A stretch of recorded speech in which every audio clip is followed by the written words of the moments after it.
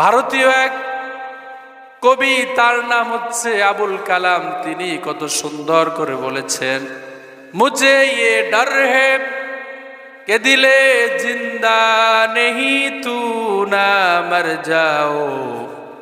তিনি বলেন, ও আমার আত্মা, ও আমার অন্তর, ও আমার কলিজা, আমার এই ভয় হয় না জানি তোর মৃত্যু হয়ে যায়। কারণ তোর জীবিত থাকা মানে হচ্ছে আমার জীবিত থাকা, আর তোর মৃত্যুবরণ করা মানেই হচ্ছে আমার মৃত্যু হয়ে যাওয়া।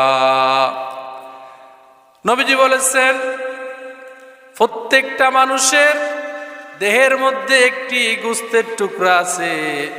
এই গোস্তের টুকরাটা যখন ভালো থাকে তখন তার পুরা দেহটা ভালো থাকে। যখন এই গোস্তের টুকরাটা নষ্ট হয়ে যায় তখন তার পুরা দেহটা নষ্ট হয়ে যায়। নবীজি বলেন, সেটা হচ্ছে আলা ওয়াহিয়াল কলব।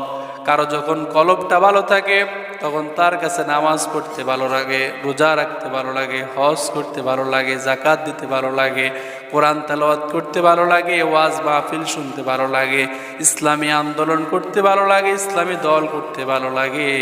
কিন্তু যখন তার এই কলবটা যখন নষ্ট হয়ে যায় তখন তার গান শুনতে ভালো লাগে, সিনেমা দেখতে ভালো লাগে, জেনা করতে ভালো লাগে, মদ খেতে ভালো লাগে, সিগারেট খেতে ভালো লাগে, গালিগালাজ করতে ভালো লাগে।